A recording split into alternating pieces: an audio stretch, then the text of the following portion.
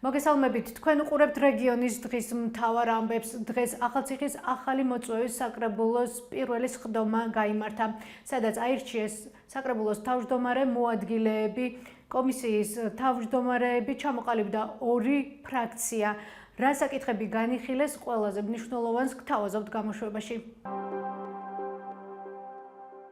ახალციხის საკრებულო 33 დეპუტატით დაკომპლექტდა, საიდანაც 1 ოპოზიციური პარტიის დეპუტატია.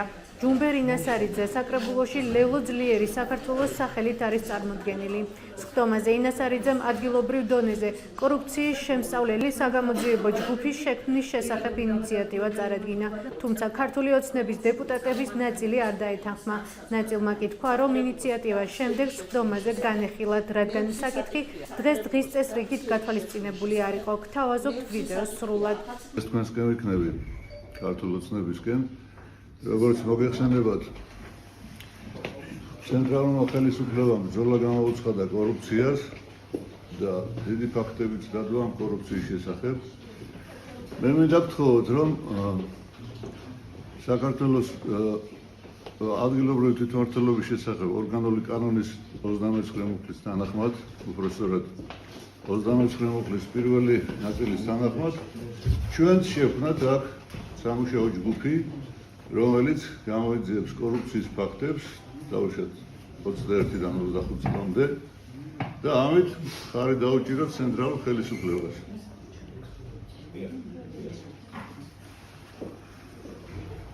როგორც აღიხსენით, ამას ჩვენ ორგანული კანონი ამის უფლებას გვაძლევს. ალბათ 1/3 თუ დაგვეთანხმება ამ კომისიის კი არა, სამუშაო ჯგუფი ქვია მაგას, ამის შექმნაზე ხოთ შევიტანოთ და ამ მიმართულებით ვიმუშაოთ. ის ესეთი გათვალისწინებული საკითხები გავიაროთ და შემდგომ სხდომაზე შეგიძლიათ ინიციატივების წარმოქმნა. ეს ეკოლოგიური რა? კი, როგორ არა? ის ესეთი მაშინ ამბიხილოთ, შეიტანეთ ოფში და გამბიხილოთ. თქვენსკენა ვარ, ჩემსკენ კი არა ვარ. თქვენსკენა ვარ, თქვენ ხელისუფლებისკენა ვარ. ამჯერად ეს პირველი იქნება. როგორ? ლელოს პარტიიდან თქვენი ხელისუფლება ერთის ხო კორუფციას? ხელისუფლება საკმაოდ კომპეტენტური სამსახურები ყავს, ვინც საკმაოდ რამაზად არტყმებს თავს და ბოლომდე გაართმევ თავს. ასე რომ მინერალურ მაგაზე ჯერ მივხედოთ იმ პროცედურებს, რაც აკმაყოფდა, შემდეგ ვისაუბროთ. ასე ყველას ვაგივრად მომაბარაგო. მისაღებია, პრობლემა არა. მისაღები თუ არის განვიხილეთ მაშინ, თუ მისაღებია და უნდა ხოთქოს. ბოდიშ მოგით დაბაცა და გავყეთ. როგორც არის. გაცით, მაგრამ მე შემიძლებას ვიგენებდი, რომ ეს საკითხი განვიხილოთ. თუ არ განვიხილოთ, ეგეც ვიქარით. წერილობი. მადლობ. ოქში დაფიქსირდება, მაგრამ ახლა 1/3 რომ ხარსად გადაჭრა დამაშენა გონი დაწყო. არ ვიცი, იქნებ დამჭერს კაც რა ფაქსიდან უნდა კორუფციის. კორუფციის ძალიან ხო ვაგრძელებ ამ შემთხვევაში. თქვენ წინააღმდეგი ხართ, რომ კორუფციის კერები აღმოაჩინოთ ახალციხეში, თუ ასეთი არსებობს? როგორ გიგადებით? უგზამოსილებას გვაძლევთ განაცხადებს. თქვენი წინადადება მისაღებია, ოქში გაფორმდება ეს ყველაფერი და სხვა კომისიის სხდომებზე გვისაუბრებთ. ჯერ ბატონო ჯუმბერ, უფლებამოსილებაც არ გვაქვს, ჩვენ უნდა მოვხსნით როგორც ხელოვნური ხმა, ხო, თქვენსკენ ვარ და დავიაროთ ეს პროცესი. სანამ იქამდე მივივალთ, მე ვაღარ ბოლოსათვის, ხო სანამ მივივალთ, არჩეული იქნება. აღაჩქარავთ, ვერ გავიგე. ავირჩიოთ და მე დავაყენოთ მაგას გეუბნები. მე ხო არ გეუბნები პირველ საკითხად განვიხილოთ მეთქი არა? კი ბატონო, ამიტომ ჯერ პროცედურებს მოგადავხოთ და გავხდეთ როგორც წესი და კანონია.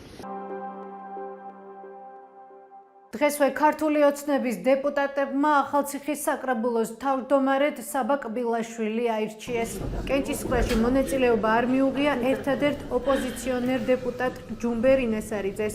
საბა კბილაშვილი 2021 წლის მოწვევის საკრებულოში საკრებულოს თავმჯდომარის მოადგილე იყო. დღესვე ცნობილი გახდა, რომ საკრებულოს თავმჯდომარის პირველი მოადგილე დავით ტაბატაძე იქნება, რომელსაც იგივე პოსტი ეჭირა წინა მოწვევის საკრებულოს შემადგენლობაშიც. დაბატაძის მსგავსად იგივე პოზიციაზე აირჩიეს ამბარცუმ ბაბოიანიც. იგი კბილაშვილის მოადგილე ბესიკ ბლიაძესთან ერთად იქნება. ბლიაძე კი წინა მოწვევის საკრებულოში ქართული ოცნების ფრაქციის ხელმძღვანელი იყო. ჩვენ ახლად არჩეულ საკრებულოს თავმჯდომარეს ვკითხეთ, თუ როგორ შეაფასებდა საერთაშორისო გამჭვირვალობას საქართველოს ანგარიშს, რომელშიც 2021 წლის მოწვევის საკრებულოს საქმიანობაა გაანალიზებული. ნახოთ მისი პასუხი. არ გავცნობი ვარ აღნიშნულ სტატიას, მაგრამ ისედაც გაცნობის გარეშეც გიდასტურებთ, რომ არ ვენდობი მათ მიერ წარმოდგენილ ნებისმიერ სტატიას, იმიტომ რომ საკრებულოს მიერ მიწოდებულ საჯარო ინფორმაციაზე დაგწნობით არის გასაგებია, რომ არ გავცნობი. არ ვიცი რაზე მოსაუბრებით. არ გავცნობი ვარ, რასაც მეუბნებით. ახლა წინასწარ ეს როგორ გიხარ. გავეცნობი.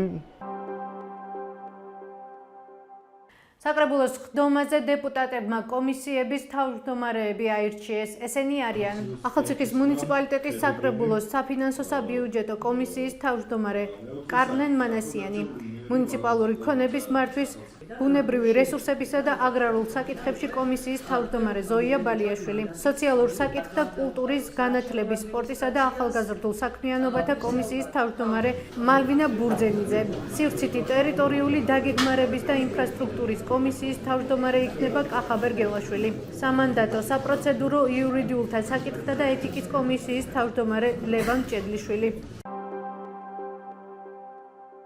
დღესვე ახალციხის საკრებულოში შეიქმნა ორი ფრაქცია.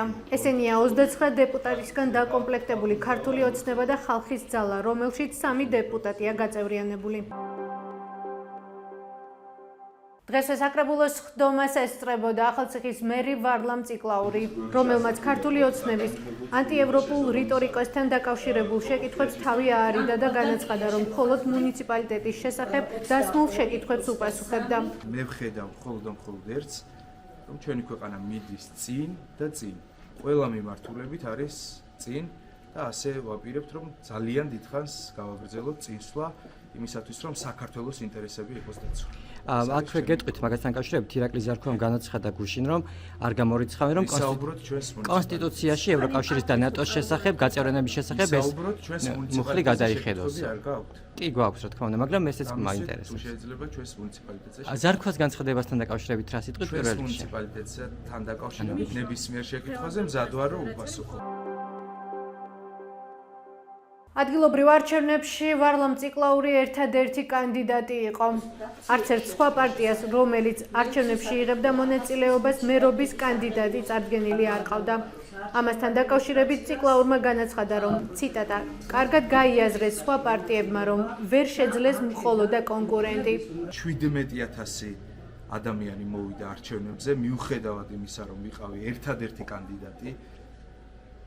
კარგად გაიაზრეს სხვა პოლიტიკურმა პარტიებმა, რომ ვერ შეძლეს, რომ ყოლოდა კონკურენტი. მე მოქალაქეების მოსული ამორჩევლების 17,000 ადამიანი მოვიდა არჩევნებზე, 16,000-მა მოქალაქემ დამჭირა მხარი. ეს იყო ჩვენს ხელთარსებული დღევანდელი ბოლო ინფორმაცია. მეტი და დეტალური ინფორმაციისთვის ეწვიეთ ჩვენ ვებ და Facebook გვერდს. გმადლობთ რომ გვიყურებთ. ხვალამდე.